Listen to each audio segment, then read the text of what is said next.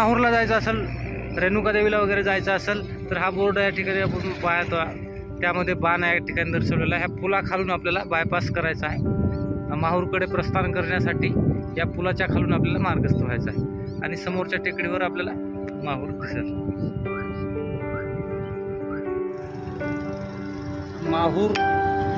माहूरगड या तीर्थक्षेत्रामध्ये प्रवेश करत असताना हायवेवरील ही दिशादर्शक कमान श्री क्षेत्र माहूर नगरीमध्ये आपले सहर्ष स्वागत करीत आहे. या ठिकाणाहून माहूर शहराकडे एक रस्ता जातो आणि वर टेकडीवरती म्हणजे रेणुका माता मंदिर, दत्तप्रभू अनुसया मंदिराकडे एक रस्ता जातो. आपण चालत चालत ज्यावेळी आपण मातृतीर्थाकडे येतो, अतिशय विलोभनीय असं दृश्य आपल्याला या ठिकाणी पाहायला मिळते. मातृतीर्थाचा इतिहास किंवा आख्यायिका आपल्याला पुराणामध्ये, धर्मग्रंथामध्ये पाहावयास मिळतात. नक्कीच आपण मातृतीर्थाच्या आख्यायिका ऐकल्या असतील. अनेक प्रकारच्या आख्यायिका प्रसिद्ध आहेत. या ठिकाणी काही आख्यायिकामध्ये माता रेणुकाचं श्राद्ध घातल्याचं उल्लेख आहे या मातृतीर्थावरती, आणि काही आख्यायिकामध्ये आपल्याला जमदाग्नीचं श्राद्ध घातल्याचाही उल्लेख आपल्याला या ठिकाणी मिळतो. आणि हे वर आपल्याला टेकडीवर जे दिसत आहे ते रेणुका मातेचं मंदिर आहे. तर मित्रांनो, हा आहे मातृतीर्थ तलाव. ज्या आख्यायिकामध्ये आपण ऐकतो की परशुरामानं बाण मारून हा मातृतीर्थ तलाव निर्माण केल्याची आख्यायिकामध्ये उल्लेख आहे. म्हणून या ठिकाणी अनेक लोक विदर्भातील असतील किंवा मराठवाड्यातील असतील, आपल्या श्रद्धास्थानात पूर्वजाचं पिंडदान, श्राद्ध या मातृतीर्थावर येऊन करतात.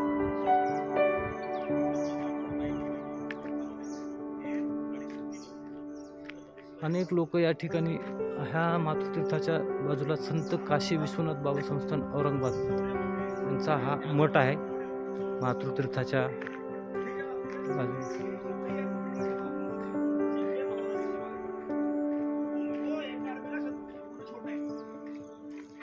आपण इकडे बॅरिकेड लावलेलं आहे. गाड्या आणि छोटी मुलं मध्ये खेळायला जात असताना डायरेक्ट जाऊ नयेत म्हणून.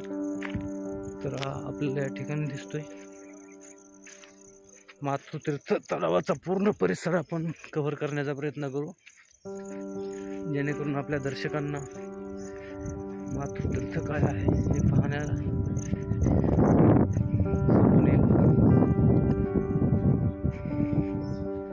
तर हा मित्रांनो, निसर्गलेल्या माहूर तीर्थक्षेत्राच्या नगरीमध्ये अनेक क्षेत्र असे आहेत की जे विलोभनीय आहेत, पाहण्यासारखे आहेत. आपण नक्कीच या तीर्थक्षेत्राला, या पर्यटन क्षेत्राला भेट देऊ शकता.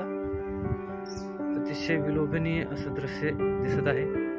हा छोटासा मातृतीर्थ तलाव आणि बाजूला निसर्गरम्य दाट जंगल असलेला, दाट सागवानी जंगल असलेला हा प्रदेश, आणि या टेकडीवरती, या डोंगरावरती माता रेणुकाचं मंदिर, एका बाजूला किल्ल्याचा महाकाली बुरुज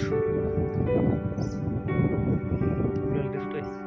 चला तर आपण पुढे जाऊन त्या साईड नाही चित्रीकरण कव्हर करूया.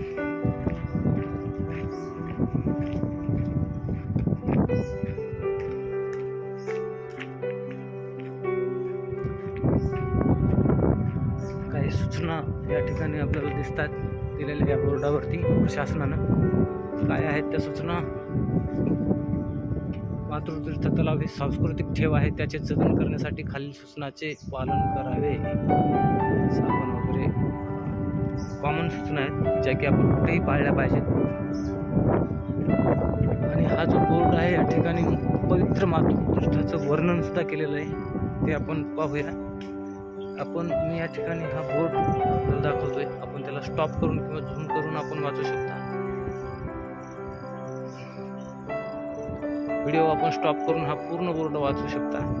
तर मी या ठिकाणी आपल्याला वाचून दाखवतो या बोर्डामधलं पवित्र मातृतीर्थ वर्णन. भृगुकलनंदन श्री जमदाग्नी ऋषी व माता रेणुका हे कन्या कुबच नगरीत राहत असत. त्यांना वसु नाव खुडल्यामुळे आपल्याला पूर्ण दिसत नाही. वसु विश्वास ब्रह्म म्हणून बृहत्कर्ण व भगवान परशुराम असे 5 पुत्र होते. परशुराम हे भगवान विष्णूचे 6वे अवतार आहेत. एकदा उज्जयिनी देशाचा राजा सहस्रबाहू कार्तवीर्य पर्यटनासाठी फिरत असताना तो ऋषीच्या आश्रमात आला असता त्याने कामधेनू गायीचे साह्याने श्री जमदाग्नीचे असलेले वैभव पाहिले. राजानं ऋषींना कामधेनू गाय मागितल्या. नंतर ऋषीने नकार दिल्याने त्यांनी बळजबरी गाय नेण्याचा प्रयत्न केला. ऋषीने विरोध केल्यानंतर त्यांच्यावर वार करून त्यांचा वध केला व रेणुका मातेवर 21 वार करून त्यांना जखमी केले. भगवान श्री परशुराम तिथे आल्यावर त्यांना कोऱ्या भूमीवर आईवडिलांचे अंत्येष्टी कर्म करण्याची आकाशवाणी झाली व परशुरामाने आईवडिलांना कावडीमध्ये घेतले व ते काशी, प्रयाग, ऋषिकेश अशा अनेक तीर्थावर ब्रह्मत श्री क्षेत्र माहूर येथे आले असता इथे संस्कार करी हीच कोरी भूमी आहे अशी आकाशवाणी झाली.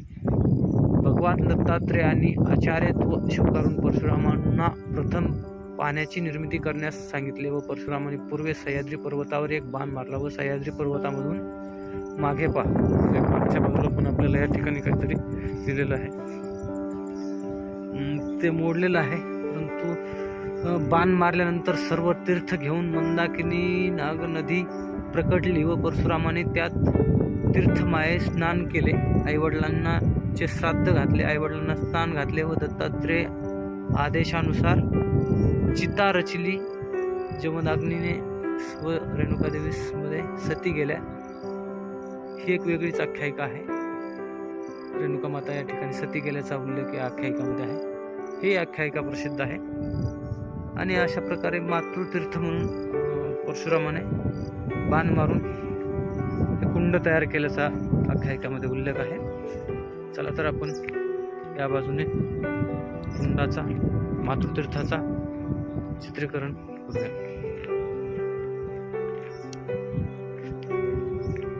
प्रशासनाने या ठिकाणच्या पर्यटकाला येण्यासाठी किंवा चालण्यासाठी, मातृतीर्थ कुंडाच्या आजूबाजूला जाण्यासाठी अतिशय व्यवस्थित प्रकारे रस्ता, झाडी, बसण्यासाठी आसन व्यवस्था या ठिकाणी केलेली आहे.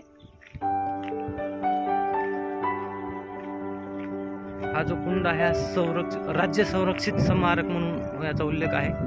इथे आदेशानं सहाय्यक संचालक पुरातत्व विभागाचा हा बोर्ड आहे. म्हणजे या ठिकाणी हे जे ठिकाण आहे हे संरक्षित ठिकाण आहे. पुरातत्व विभागाकडून संरक्षित केलेलं ठिकाण या ठिकाणी आपल्याला दिसतंय.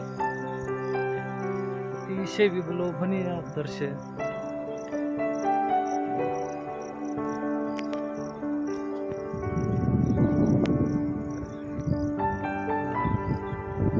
हा महाकाली बुरुज.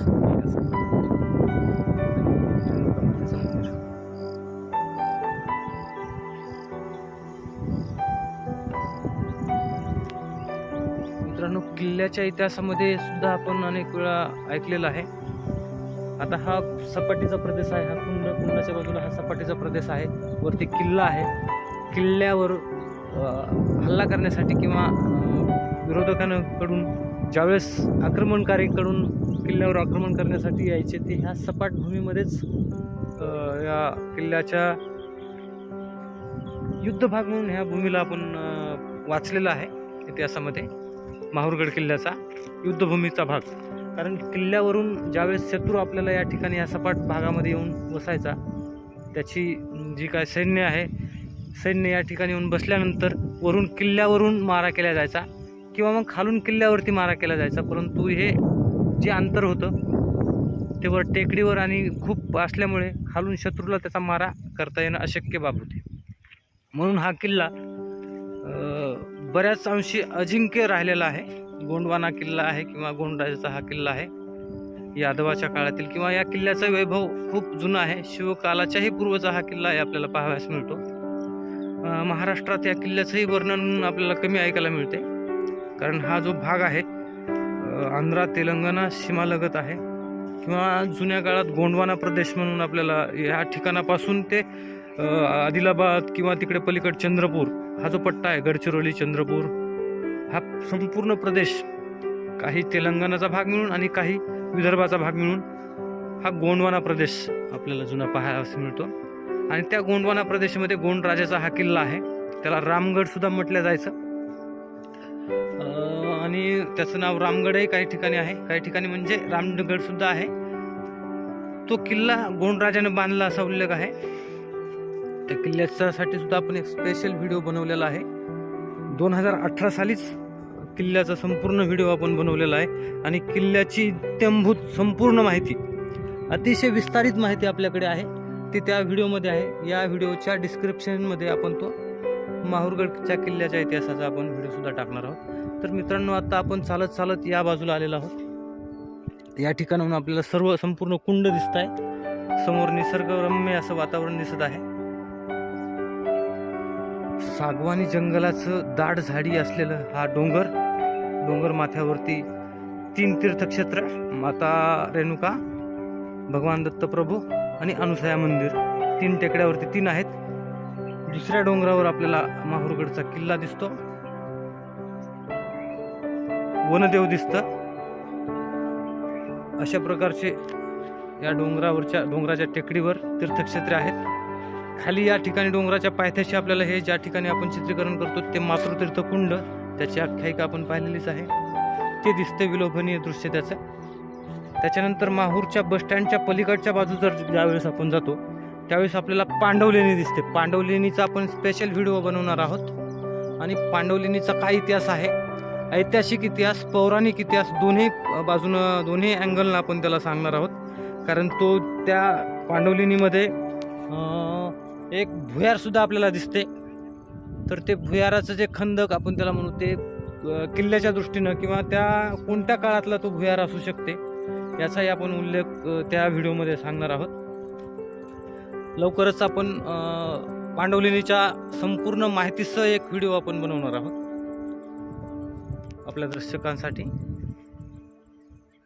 तर मित्रांनो, या ठिकाणाहून आपल्याला मातृतीर्थ कुंडाचं संपूर्ण दृश्य दिसत आहे.